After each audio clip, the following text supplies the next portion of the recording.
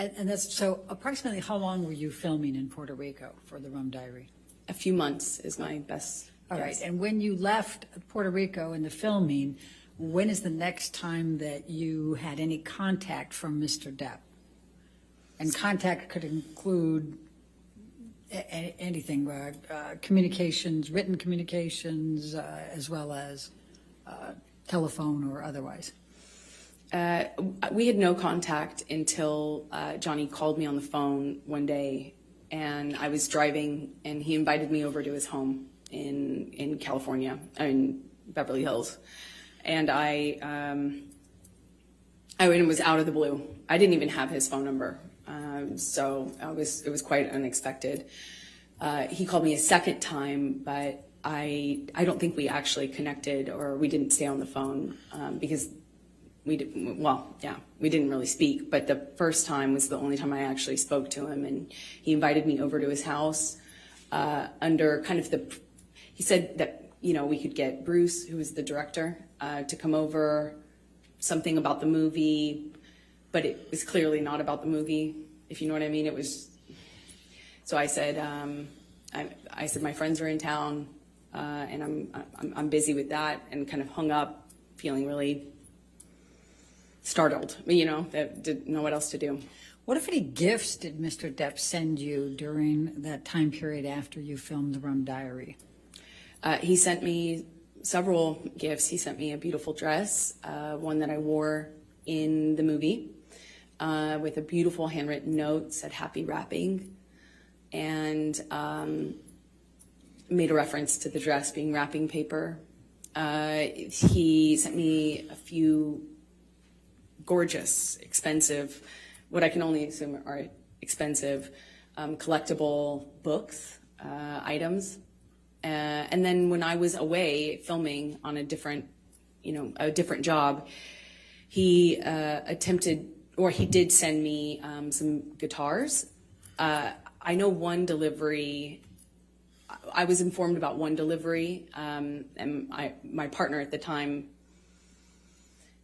intercepted the attempt to deliver and called me immediately and said, "What should I do?" And I said, "Well, send it back." And she did, and she indicated that there was, at the time, that there was another one that had already previously attempted delivery, and it was also rejected. I sent it back because I wasn't there, and I wouldn't have accepted it anyway. Okay. Did there come a time that you ended up having to go on a press tour for The Rum Diary? I got a call for the Rum Diary press tour in the fall of 2011. So that's close to two and a half years after you filmed? I'm an actress, not a mathematician for a reason. Roughly, yes. Okay. And could you please describe for the jury what a press tour is? Just explain it to them. Well, you take a movie once it's completed, and if it doesn't have distribution, you, as part of the promotion of that movie, you go to these various places, normally cities like London or New York, and you do press events in those cities to kind of promote the film, and you go to place talking about the film. And so you were then called to participate in the press tour for The Rum Diary? Yes, I had just finished going through the process of separation with my former partner, and I was moving and going through that, and I got a phone call saying, "Remember that movie you did in Puerto Rico? Well, they want you for the press tour." And I said, well, perfect timing. And we did that, I think late October 2011. Okay. So describe for the jury your interactions with Mr. Depp during the press tour. Well, on the the beginning of the tour was Los Angeles, where we both lived, and we did a press day, normal press day, and then at the end of it, I was invited by Johnny to come up to his room to have a drink with him and the director of the film. And I went up to the room, to see both him and Bruce, but as soon as I got there, Johnny said Bruce wasn't going to make it. So I stayed. Johnny and I started talking. He asked me about my relationship. I said, well, you know, I'm going through it. I'm going through the separation right now, and it's been, you know, rough couple of months, but that's normal. And he said, well, that's same with me. You know, it's been, I can't remember exactly how long he said it had been, but that he had split from the mother of his kids, and said that he understood. All right, and then what happened next? Then we drank red wine and continued to talk, and the talking became us, you know, reconnect. You know, it was like reconnection was almost instant. It was just chemistry. It's hard to explain that, but we sat on the couch and we talked, and you know, it felt like there was it felt like there was an electricity to the room, and it's how I felt when I was alone with him anyway. And it was instant again. I was like, whoa. So on the couch, we talked, finished some wine, and then I got up and left. And as I went to leave, he grabbed both sides of my face, similar to what he did in Puerto Rico when we were filming that scene. And he kissed me, and I kissed him back. And what happened next with respect to any relationship with Mr. Depp? Well, then we fell in love. We went on this press tour, and we went.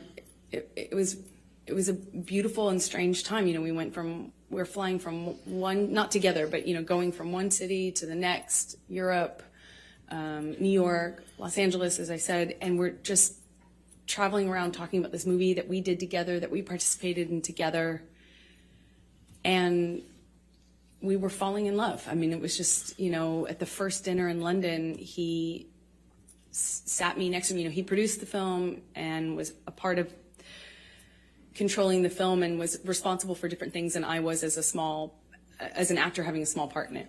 And we went on this press tour, and I think in London he had me sat next to him at a dinner, and then we ended up spending the night together in my hotel room. And for the rest of the press tour, it was on. I'll put it that way. All right. And how long approximately did the press tour go? I don't know exactly how long it lasted. I think, you know, there were press engagements in this city for a few days, and then another city for a few days, and then there was a break, and then there was another press opportunity, I believe. So it was kind of spread out over maybe a month, if I'm guessing. So when you returned to Los Angeles, what, if anything, took place with any relationship with Mr. Depp? Well, once we were back from the press tour, you know, we had this, you know, whirlwind romance kind of just in these like beautiful places all over, and we're falling in love and not able to really show it because the world didn't know about the split between he and his former partner. And of course, as a woman, I was like, is that troubling? You know, and I'd ask him, no, you know, he swore to me that they hadn't even shared a bed for a year, and that they were protecting the kids and not publicizing it. So, or not making it known to the press. And so we kind of had to be a little bit under the radar, not a little bit, we had to be really under the radar, because as Johnny pointed out, that the world would blame me, and call me a homewrecker, even though I had nothing to do with it. So we were secretly dating, and then, you know, it was beautiful. It was, I felt like this man knew me and saw me in a way that no one else had. I felt he understood me. I felt he understood where I came from. I felt that, like, when I was around Johnny, I felt like the most beautiful person in the whole world. You know, it made me feel seen, made me feel like $1 million. And that kind of feeling where, you know, he just lavish gifts and lavish expressions of love, and how he had never met a woman like me. I mean, I remember he took the foil off of this bottle and put it on my ring finger, and I had only been with him like days, you know, or maybe it was weeks at the time. Yeah, it was probably about a few weeks, but it just felt very intense. But we weren't doing normal life stuff. We weren't like stuck in traffic with each other. We weren't going to the grocery store and doing life. We were like hiding in these places around the world. He has so many homes. And so we'd be in one of those homes, or my home at the time, and it would be like a bubble, like we were in this little bubble of secrecy, and it felt like a warm glow, as we would say. Just music and the kind of books that we both loved, and poetry that we both knew by heart, and it felt like a dream. It felt like absolute magic. So while you're dating, I take it you're dating at this point, right? Yeah, sorry, while you're falling in love, you're also dating, right? Okay. Yes. Did there come a time early on that you ended up going to his Bahamas island? Yes. So shortly after, you know, I think started dating October of 2011, and you know, as I mentioned, this bubble, you know, where he'd come over to my house and not leave for like 3 or 4 days, you know, just smoking cigarettes and playing music and reading poetry to me or painting me, or, you know, just talking. And then he would disappear. And there'd be just no way to get a hold of him, no way to contact him. At first, I didn't really think anything about it, but he disappeared at one point, and then came back and said he was dealing with some health issue, and would I join him in the Bahamas? And I think that's when I learned he had an island, and I was on a trip with a friend of mine in Spain, and it was for the holidays, and I kind of rerouted my trip so I could come and land in LA landing in Miami instead of LA, so I could go and meet him on the island. And he had Keenan come and meet me on that trip, like in Miami. I get off one plane, get onto another, and go and join him on his private island. And I noticed he was drinking Beck's and tea, like lots of tea. And I didn't foolishly think anything of it. I just, you know, thought the man really seriously, I missed it before, but really, really loves tea. And we had this beautiful, I don't know, less than a week probably, trip in the Bahamas, a private island, beautiful sandy beaches. It's a scene that you just don't, I had never experienced anything like that. It was a beautiful place, a beautiful time, and I fell head over heels in love with this man. So after the Bahamas, I assume you came back, and are we talking now early 2012? Yes, that's correct. Okay. So what were you doing work-wise while you were dating him in this early stage? What I always do, I would be taking job to job to job, going from one movie to the next, mostly not filming in LA. So weirdly, you live in LA to go shoot on location in other places. So when I was in town, we would go back to this bubble, like insular bubble with beautiful, blaringly loud music and no one else and nothing else. And then I'd go off to work. And so would he. Well, eventually, yeah, he left to shoot Lone Ranger, I believe. Okay. Now, we've heard a little bit about Lone Ranger, and that's about mid-2012, is that right, when he was shooting that? That sounds right, mid-2012, yeah. And were you shooting anything at that time? I was shooting...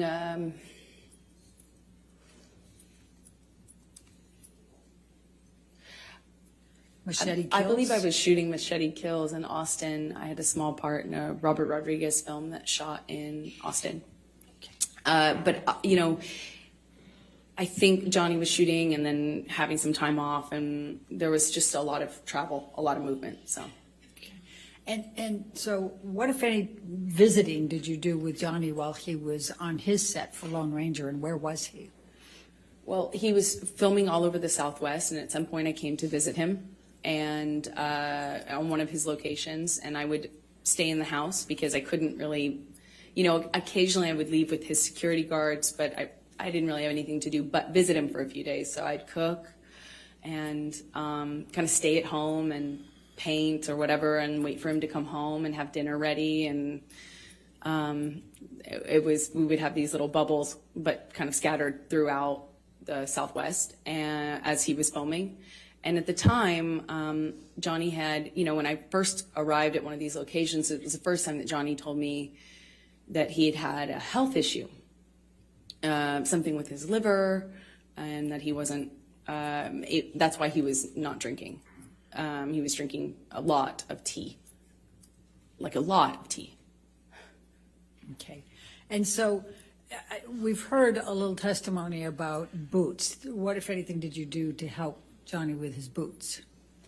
Well, I mean, I suppose that I took off his boots, and it made an impression on him, and I was happy to, anything I can do to show love. Certainly how I felt about him. But if he wanted to take off his own boots, he certainly could. Did you buy Mr. Depp any knives during that time period? Objection leading. Sustained. What if anything did you do with respect to knives during the time period you were with him in the Lone Ranger? Objection leading. What if anything? Overruled. Johnny had a thing for turquoise, and that eventually, being in the Southwest, it can happen really quickly. I also too really love turquoise, and he has he loved knives. He loves a lot of things. When Johnny loves things, he does it a lot, and lots of it. So he had these daggers that he had given me that they were beautiful in design. And they're, long curved daggers. And he just talked a lot about knives, had a knife and gun collection, and was quite proud of it. And at some point, I don't really remember exactly when it was, but at some point I picked up what I thought was a really beautiful turquoise handled knife. And I had it engraved with a saying that Johnny would say to me all the time, which I, thought was romantic, as funny as that is to say now. And what was the expression, the saying?